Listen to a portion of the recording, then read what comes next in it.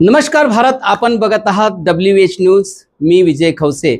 आम्ही असतो बातम्यांच्या पुढे, बातम्यांच्या मागे. बातम्या लपवत नाही, दाखवितो. बघूया एक छोटीशी जाहिरात. क्या आपके मकान की छत टपक रही है? बारिश में हर बार यही परेशानी? अब और नहीं, IBL एक्रेलिक केमिकल्स लेकर आया है छत टपकाव बंद करने का पक्का और असरदार सोल्यूशन. बातमी कुठलीही असो, आम्ही निडर निपक्षतेने दाखवितो. चला बघूया आजची महत्त्वाची बातमी काय आहे. काही नवल नाही आहे. हे कसे आम्ही त्याचं उदाहरण दिलं, एक उदाहरण आहे. असे अनेक रेकॉर्ड आहेत. ते गेलो ना तर दिवस त्याच्यातच लागेल. मी का विरोध करतोय? काही जण ते तुम्ही मला फक्त फोन केला पाहिजे म्हणून मी तुमचं पोस्ट टाकतोय, तुमच्या विरोधात कॉमेंट्स टाकतोय. तर मी ते कॉमेंट्स काही पाहत नाही. मला काही सवय, माझ्या मोबाईलला व्हॉट्सअपही नाही आणि माझा मोबाईल कुठल्याही प्रकारचं मी ते मला ते काही फुरसतही नाही, आपण ते पाहतोय. म्हणजे अशा पद्धतीचं एकंदरीत वातावरण कसं दूषित केलं जातं. म्हणजे आज सत्ताधाऱ्याला प्रश्न विचारल्यापेक्षा आणि विरोधकाला प्रश्न विचारल्यापेक्षा आंदोलनकर्त्याला तर प्रश्न विचारला जात असेल तर हे दुर्दैव आहे. तर याचं काही नवल नाही आहे. कित्येक वर्षापासून हा प्रकार चालू आहे. मा सीतेला सुद्धा अग्निपरीक्षा द्यावं लागली आणि एका अग्निपरीक्षा दिल्यानंतरही दुसऱ्या अग्निपरीक्षेसाठी लोक कल्लोळ करत होते आणि जग सोडून जावं लागलं मा सीतेला. म्हणजे पवित्र असताना सुद्धा अग्निपरीक्षेतून आम्ही पाहतोय पवित्र झालं, सिद्ध झालं असताना पण जावं लागलं. मी नटसम्राट पाहिला होता. तर नाना पाटेकर वडिलांच्या स्वरूपात असतं आणि नटसम्राटामधला नाना पाटेकरची अवस्था आज आमची अशी झाली का ते सून त्याला आरोप करतं नाना पाटेकरांवर तर तुम्ही पैसे चोरले. म्हणजे पूर्ण आयुष्य नाना पाटेकरनं उभं केलं. ज्या पोराला जन्म दिला त्या पोराची बायको जर आरोप करत असेल तर याच्यासारखं दुःख काय? आणि नटसम्राटांना नाना पाटेकर, त्या नटसम्राटमध्ये नाना पाटेकर रस्त्यावर येतं, नवरा बायकोसह रस्त्यावर येतं. अशा प्रकारचे चुकीचे आरोप. अरे तुमच्यात हिंमत असेल तर सीतेसारखी परीक्षा घ्या ना. असं काही तंत्र असेल, असे काही उपाय तुमच्याकडे असेल, असं काही तपासण्या असेल तर बच्चूकडू हे तपासणी करायला तयार आहे. पण असले नसले खोटे आरोप करू आमच्या सगळ्या एकंदरीत कामाचं कौतुक करायच्या ऐवजी आम्हालाच तुम्ही मारायला निघाले. 6-7 महिने 8-8 दिवस उपाशी बसलोय. पायदल चालताना आमच्या पायाला छिले पडले. त्याचं तुम्हाला काही वाटत नाही रे? मिलीभगत झाले, आम्ही मॅनेज झालो. अरे मॅनेज झालं असतं तर सरकारनं गुन्हे दाखल केले असते. 10-10 वर्ष सजा होईल अशा प्रकारचे गुन्हे दाखल केले जातं आणि तुम्ही आम्हाला मॅनेज म्हणता आले हो. लाज नाही वाटत? अशा पद्धतीचं वागत असं कोण उद्या शेतकऱ्याच्या आंदोलनासाठी उभं राहील? मला एका कार्यकर्त्यानं म्हटलंय, मेसेज केला, म्हणजे बच्चू भाऊ ते सोडून द्या. हे आमच्याकडून ऐकणं कठीण झालंय. सगळे शेतकऱ्यासाठी आंदोलन करणं बंद करा. आम्ही बंद करतोय, तुम्ही बंद करा. आंदोलन केल्यानं जर बदनामी होत असं आणि घरी बसणार आहे. अरे जेवढे तुम्ही मोबाईलवर कॉमेंट्स करता ना तेवढे जरी आंदोलनासाठी आले असते तर अधिक लढाई जास्त जिंकली असती ना. आम्ही अधिक जास्त जिंकली असते. पण निव्वळ आम्ही पाहतोय बदनामीचं दर. काही चॅनल कसे आहे, अंबानीचा किती वाटा आहे, अदानीचा किती वाटा आहे, काढायला लावू नका. आणि त्यांना नकोच आहे शेतकरी आंदोलन, त्यांना नको आहे. हे जर काढत बसलो ना तर तुमच्या अंगलट येईल. आणि मग एकाच आंदोलनात आमचे सगळे आंदोलन व्यक्तिगत होते, आमच्या जीवावर बेतणारे होते. आम्ही 9-8 दिवस उपोषण बसलोय. वाईट आमचं झालं असतं, माझ्या कार्यकर्त्याचं झालं असतं. लाज वाटली पाहिजे बोलताना काहीतरी. आणि मग असं सगळं असताना आपण पाहिजे 150 वर्ष लागले स्वातंत्र्याला. स्वराज्य निर्माण करायला छत्रपतीला 2 पिढ्या गमावं लागल्या. मी त्याची तुलना माझ्यासोबत नाही करत. पण 8 महिन्यातलं आंदोलन आम्ही पूर्ण कर्जमाफीकडे घेऊन चाललो आहे. हे सोपं आहे? हे यश नाही आहे? सगळे शेतकरी एकत्र होऊन लढतं हे यश वाटत नाही का तुम्हाला? सगळे लोक एकत्र होऊन रस्त्यावर थांबतं, सगळ्या जातीपाती विसरून, धर्म विसरून लोक शेतकरी म्हणून लढायला लागतं हे यश वाटत नाही का तुम्हाला? आंदोलन म्हणजे फक्त काय मागणी पूर्ततेसाठी असतं का? आज आम्हाला आनंद आहे का महाराष्ट्रभर फक्त शेतकरी या नावावर चर्चा होत आहे. हे सगळ्यात मोठं यश आहे. सगळेजण बोलायला लागले शेतकरी म्हणून.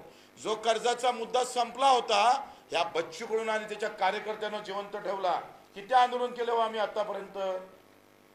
संभाजीनगरला मोर्चा केला. जेव्हा एकनाथजी शिंदे मुख्यमंत्री होते त्यांनी सुद्धा आम्हाला शब्द दिला होता. तो गेला 9 ऑगस्ट 2024ला. वाडा आंदोलन झालं 7 जानेवारी 2025ला. कर्जमाफीकरिता रंगपंचमी रस्ते रंगून आंदोलन केलं 14 मार्च 2025ला. रायगड येथे 3 दिवस उपाशी बसलोय रायगडला. तेव्हा मुख्यमंत्र्यांनी बैठक लावली. रायगडाचं आंदोलन आमचं 21 मार्च 2025चं. मुख्यमंत्री यांच्यासोबत बैठक झाली 7 एप्रिल 2025ला. आमदाराच्या घरासमोर टेमा आंदोलन गेलो 11 एप्रिल 2025ला. कृषी मंत्री माणिकराव कोकाटेच्या घरासमोर मी गेलो होतो. आम्ही अडवून ठेवलं ते माणिकराव कोकाटेंना, कृषी मंत्र्याला. हे साले सगळे झोपले होते. तेव्हा ते आंदोलन केलं 17 एप्रिल 2025ला. रक्तदान करून नागपूरला मुख्यमंत्र्यांच्या समोर घरासमोर आंदोलन केलं. ते केलं 14 मे 2025ला. गुरुकुल मोजरीला 8 दिवस आम्ही आंदोलन केलं.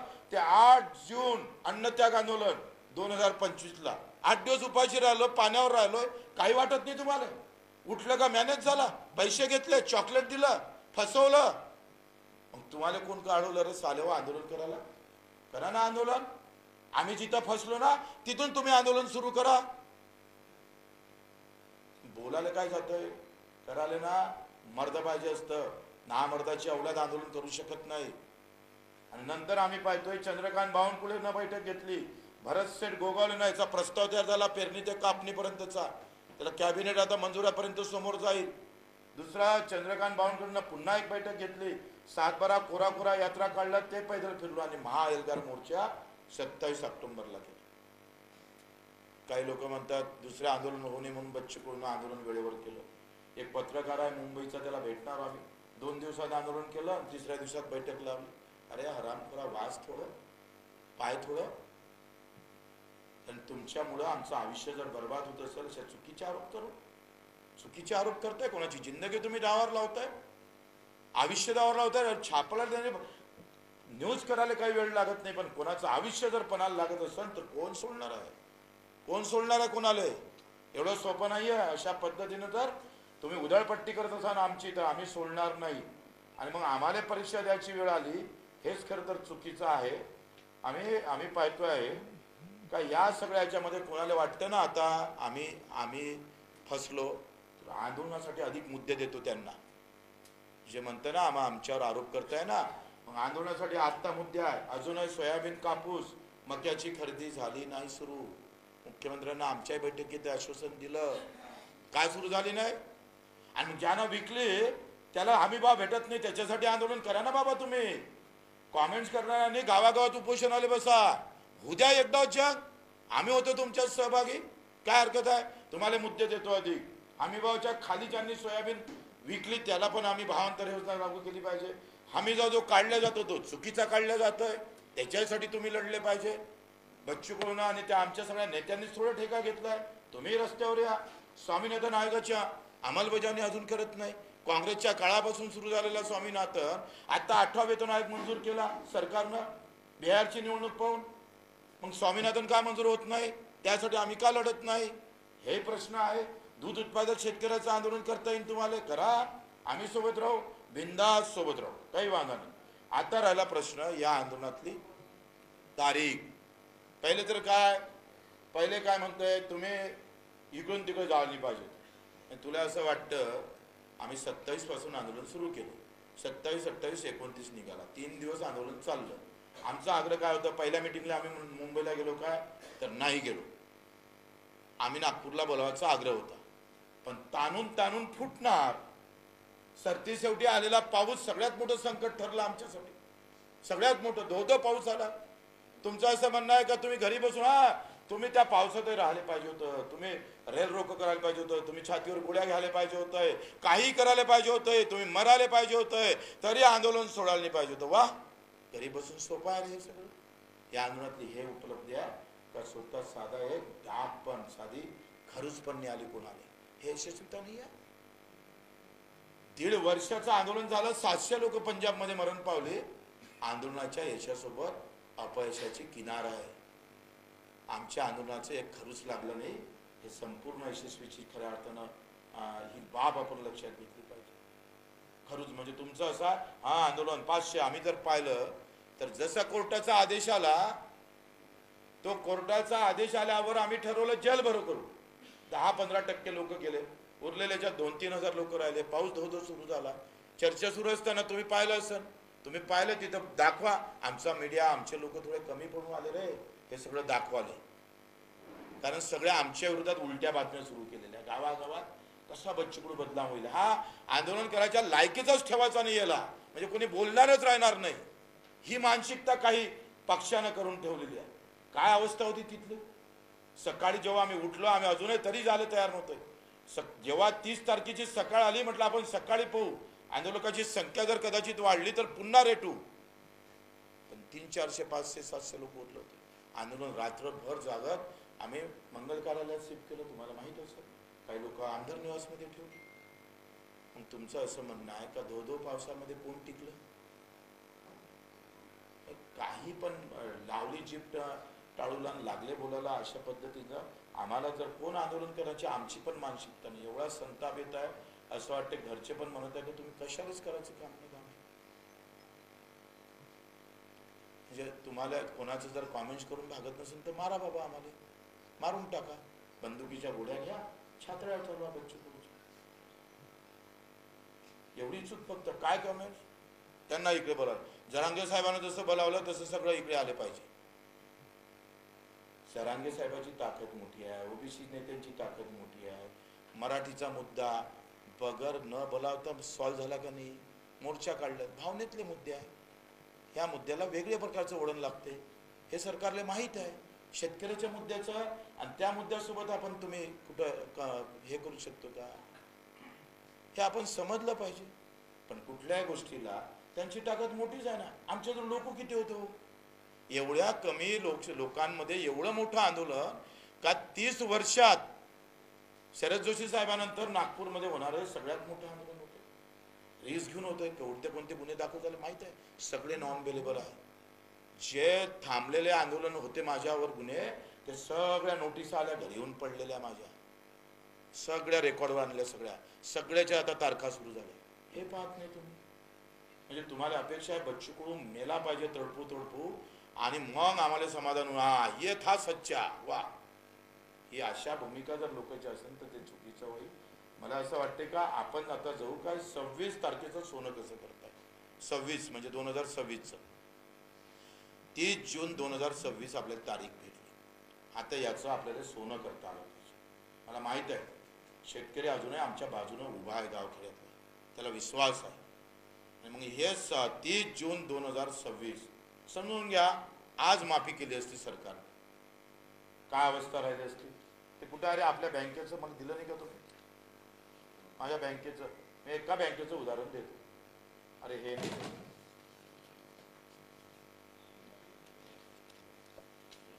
मी आकडेवारी काढायला लावली होती ना आत्ता बँकेची.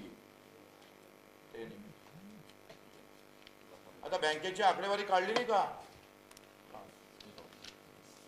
हा लक्षात घ्या.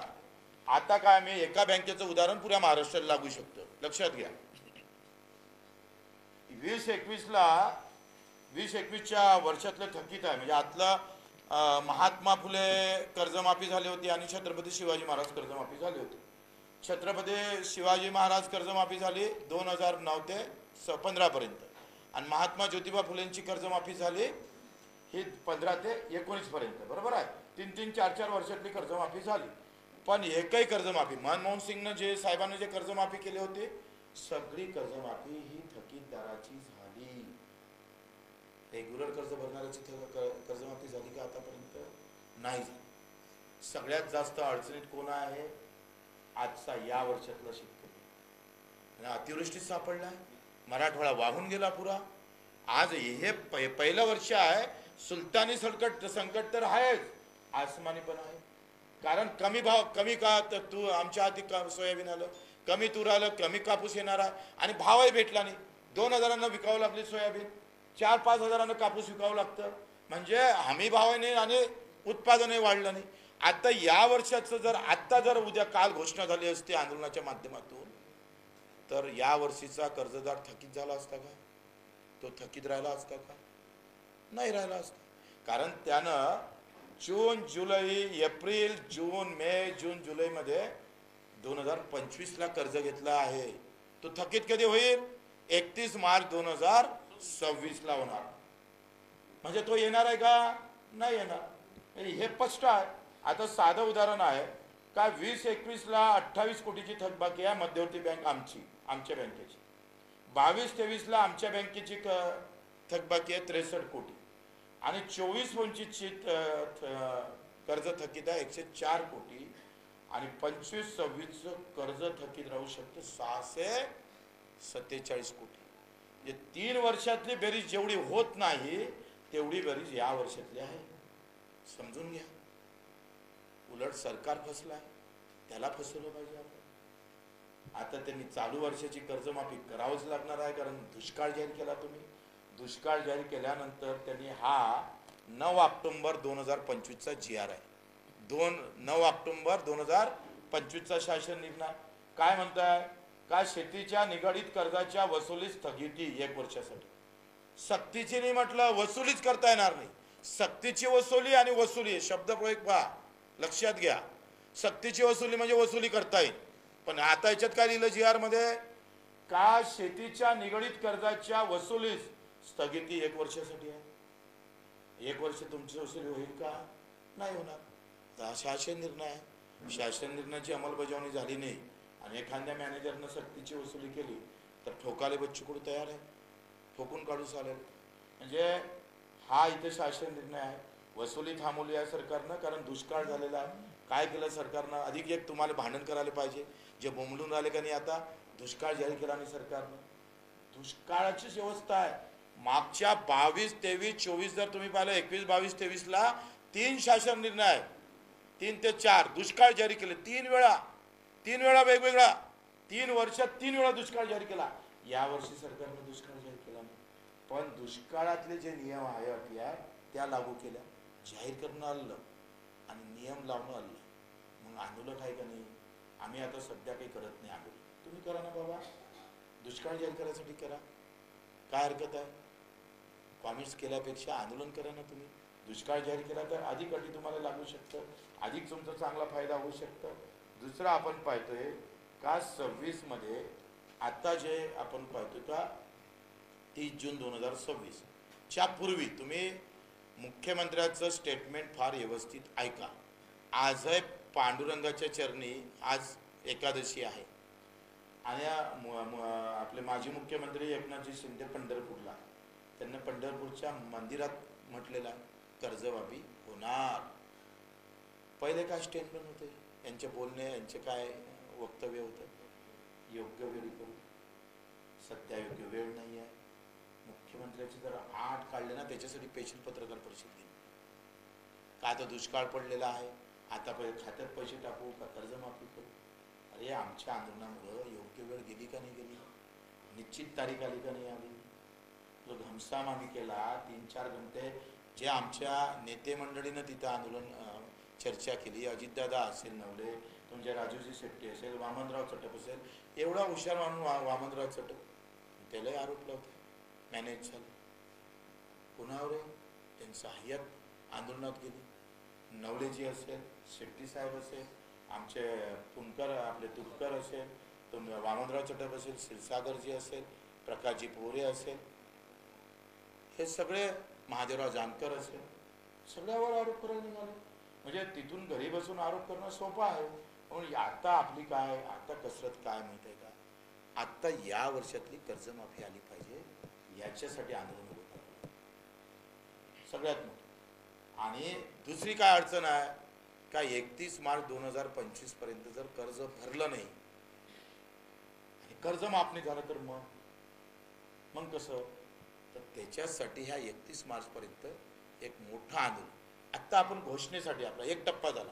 पहिले आपण उपोषणाला बसलोय, समिती आली, समितीचा आता लेनदेनच राहिलं नाही खरी गोष्ट. तर समितीचा विषय संपलेला आहे कारण तुम्ही जाहीरच केली आहे, तुम्ही कर्जमाफी जाहीर केली. आता कशी करायची, कोणाला घ्यायची, काय करायचं, कोणत्या वर्षापासून लागू करायची, याच्यासाठी ते असू शकतं.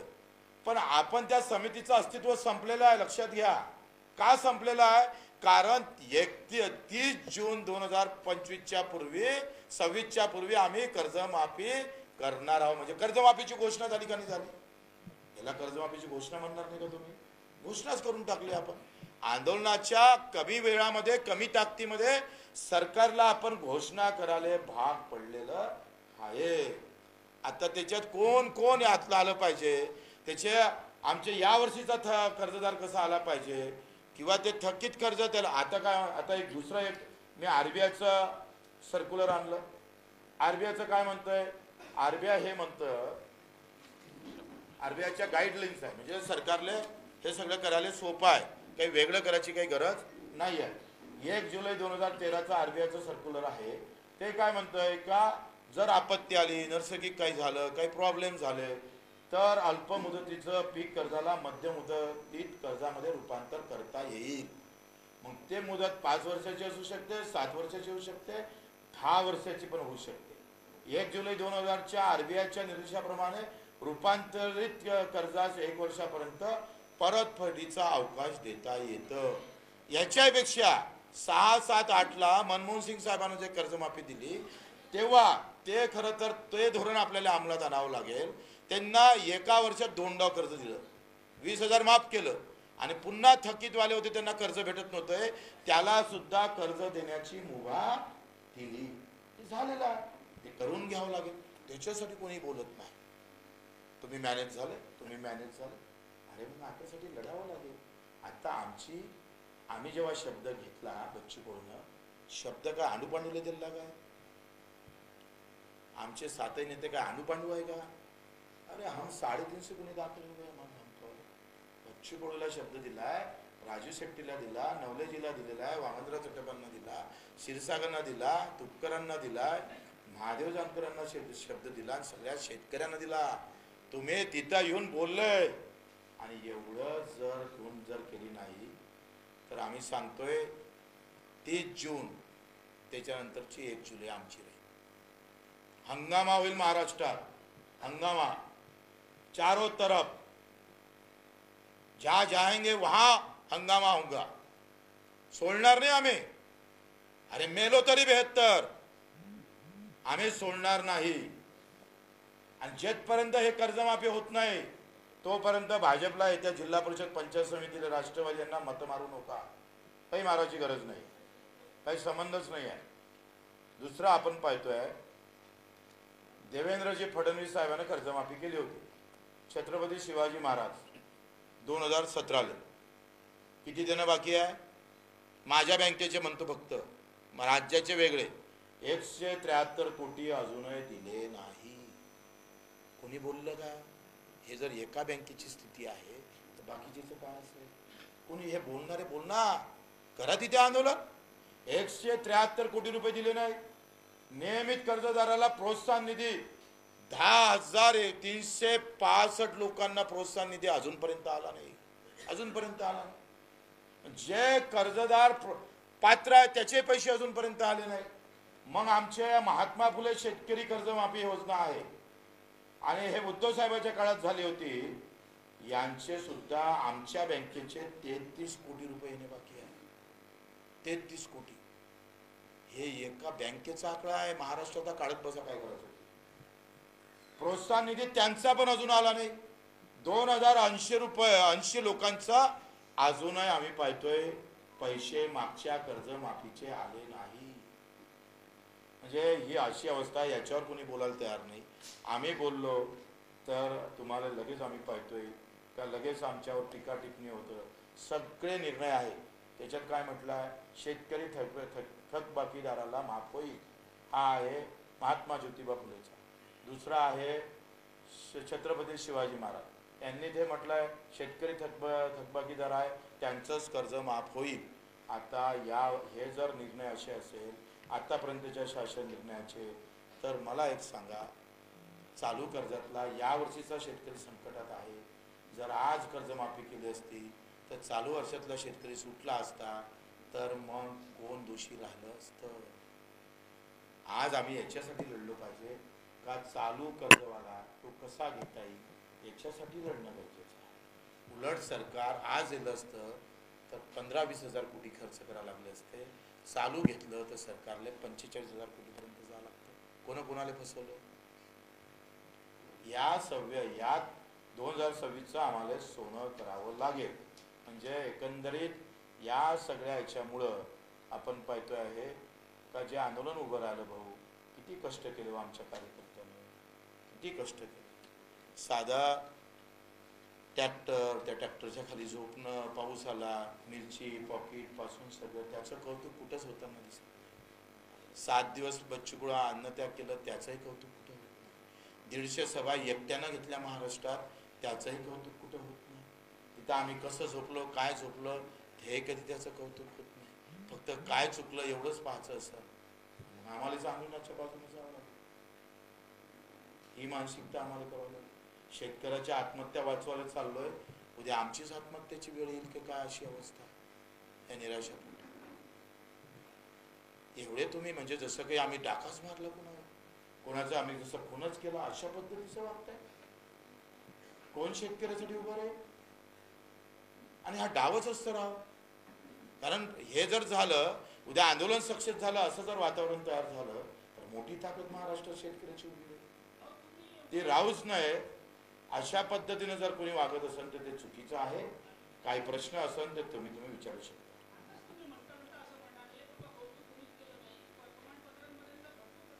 तुमचं धन्यवाद. प्रिंट मीडियावाल्याचं खास करून धन्यवाद. आत्ता जे काही मीडियानं, पहिले आमचं आंदोलन आमच्या इलेक्ट्रॉनिक मीडियानं पण खूप चांगलं दाखवलं, पण काही मीडियावरच्या जर आम्ही पाहिलं तर मुंबईचा एक पत्रकार आहे, नाव घेत नाही, बापरे,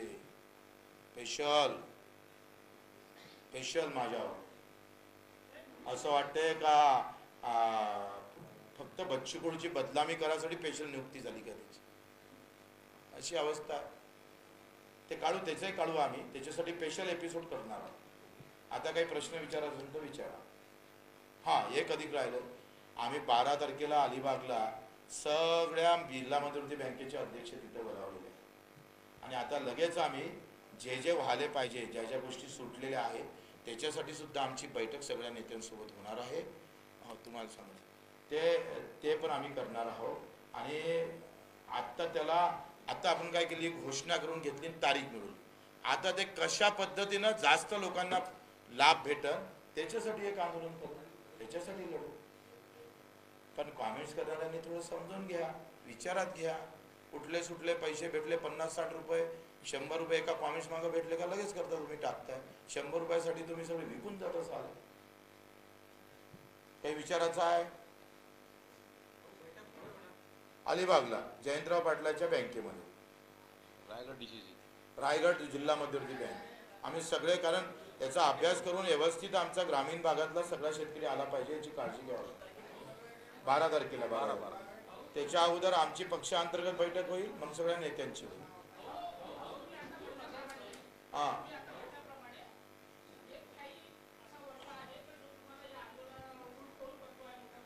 हां, ते करू. आता ते काय बी टीमच आहे, सत्ताधारीवाले दुसरे काय करू शकतात. त्यांनी आमच्यावर विरोधात मोर्चाच खोडला, छुपावार करणं सुरू आहे. बच्चूकडे जेवढं बदनाम करायचं ते करा, मला काय घर काय दाखवणं सुरू आहे, काय हवामाल आहे म्हणते. म्हणजे मला घरी येऊन सगळ्याला आमंत्रण आहे. हवामाल असेल तर तुम्हाला आम्ही बक्षीस देतो.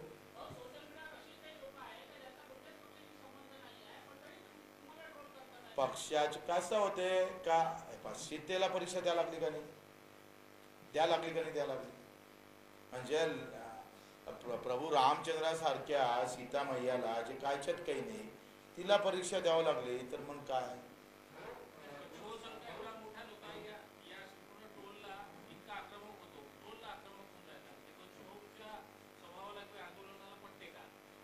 काय होतंय का, आपली दुःख होतं ना माणसाचं, एवढ्या इमानदारीनं काम केल्यावर. तर अशा पद्धतीनं कोणी हे करत असेल, एका म्हणजे मॅनेज झाल्यापासून, चॉकलेट देण्यापासून आम्हाला माहीत राहतं आम्ही काय कसे वर्गणी करून काय केलं. आम्ही ते प्रदीप पण असं सांग ना, तू काय कसे वर्गणी केलं, कसा फिरला बिचारा. एका खर्चूना सगळ्यांना मिरची पावडर गावात वर्गणी करून आंदोलन करत असताना आले हो तुम्ही, आम्हाला पैसे खाल्ल्याचा आरोप करताय.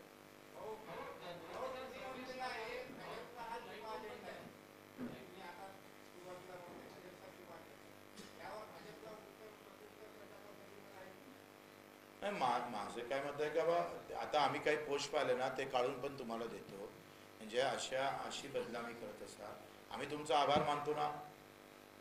आमचे देवेंद्रभाऊ फडणवीस असेल, अजितदादा असेल, तुमचे एकनाथजी शिंदे असेल, तुम्ही कर्जमाफीची घोषणा केली ना, तुम्ही तारीख दिली ना, आम्ही तुमचा आभारही मानले, तुम्हाला धन्यवाद पण दिले. पण आभार मानले याचा अर्थ आम्ही तुम्हाला सरेंडर झालो असं नाही आहे. तो तुम्ही जे लक्ष्मण रेषा आखून दिली उसके पार गए तो फिर हम नहीं छोड़ने वाले, त्याचा आभारच मानावा लागेल. कारण त्यांनी एवढी मोठी घोषणा केली, आंदोलनाला चांगल्या पद्धतीनं समोर आले, आमचे काय वाक्य केले, कशा पद्धतीनं आमचे हाल केले त्या आंदोलनात, आम्ही ते सगळं विसरलो आम्ही. काय झालं, बच्चू कडूमुळे बदनाम खूप झाले ना लोक, त्याच्यामुळे आम्हाला घेणारच आहे ते आळवे, काही विषय नाही आहे. हा ते कोणासोबत आहे त्याला एकदा तपासून घ्या.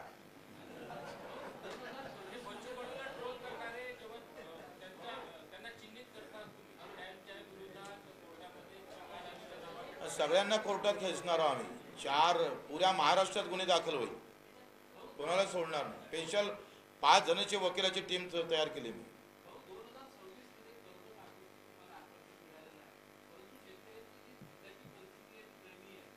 अहो लक्षात घ्या, मला लक्षात आलं तुम्ही समोर काय म्हणता ते माहित आहे. तुम्ही एक सांगा, कर्जमाफीचा पैसा शेतकऱ्याला डायरेक्ट भेटते का? म्हणजे कर्जमाफी कशासाठी आहे? टेन्शन कमी झालं पाहिजे, त्याच्यावरचा बोजा कमी झाला पाहिजे, तो फ्री राहिला पाहिजे. मला एखाद्यानं प्रश्न विचारला होता तर नवीन टेक्नॉलॉजी आणली पाहिजे. अरे म्हटलं टेक्नॉलॉजी नवीन आणू, पण डोक्यात जर टेन्शन असेल तर टेक्नॉलॉजीचा उपयोग करता नाही येणार. आज काय झालं का, अतिवृष्टीचा पैसा पहिले जाणं महत्त्वाचं, सगळ्या पैसा, कारण तो शेतकऱ्याच्या स्वतःच्या खात्याचे, हा कुणाच्या जाईन, बँकेच्या खात्याचे हे पैसे, म्हणजे कर्जमाफी होणं गरजेचंच आहे. पण ते आम्ही पाहतो ते टेन्शन मुक्त व्हावं. आता टेन्शन मुक्त झाला ना तो, त्यांना बिलकुल आत्महत्या करायची गरज नाही. एक खडकू फेडावं लागणार नाही, हा बच्चू कडूचा दावा आहे. एक पैसे आम्ही पाहतोय, फेडाचं काम पडलं ना, और हम लढणे वाले फिर ताकद से. ते आता तातडीची गरज काय, त्याच्या अकाउंटमध्ये पैसे गेले पाहिजे आणि टेन्शन कमी झालं पाहिजे. आता काय सगळ्यात महत्त्वाचे प्रश्न काय आहे, काय ही याला मुदतवाढ दिली पाहिजे, नवीन कर्ज भेटलं पाहिजे. आणि दुसरी गोष्ट आपण पाहतोय, नवीन कर्ज भेटताना हे चालू रनिंग कर्ज माफ कसं होईल याच्यासाठी लढलं पाहिजे. ते आम्ही लढतोय, ते लगेच आमच्या बैठकी आता 5-6 दिवसात सुरू होईल. 7 महिने झाले लढवत, थोडंसं ते आराम घ्यायला लागेल का. हां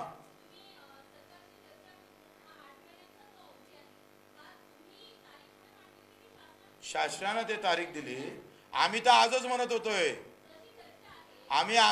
होतोय, आताच द्या. त्याच्यासाठी भांडलोय, 3 तास भांडलं, 2दा बाहेर निघत होतो आम्ही.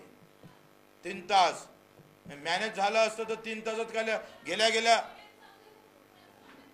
हा तुम्हाला माझी इतकी चांगलं मी तुम्हाला समजून सांगितलं, हे तुम्हाला समजलं नाही तर आता शेतकऱ्याला कसं समजन याचीच मला चिंता लागली. अहो ताई तुम्ही लक्षात घ्या. ताई मी तुम्हाला काय सांगितलं, आज माफ झालं असते तर या वर्षातले अडचणीत सापडलेले शेतकरी, अतिवृष्टीत सापडलेले शेतकरी कर्जमाफीत आले असते का ताई? आले असते का? म्हणजे केलं ना, पहिलेच तर केलं ना ताई, तुम्ही ऐकलंच नाही नीट. पण तरी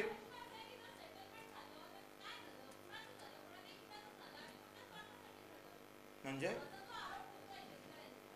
त्या आरोपासाठी आपण काही पत्रकार परिषद ठेवली नाही. लक्षात घ्या, आम्ही काय केलं त्याच्यासाठी ठेवलेली आहे.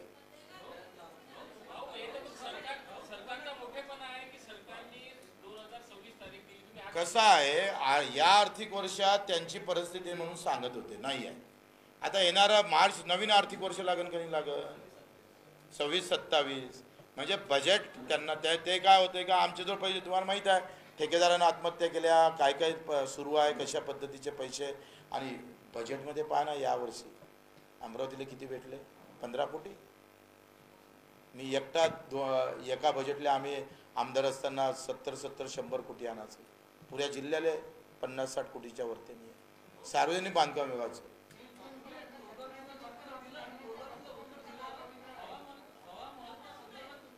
काय काय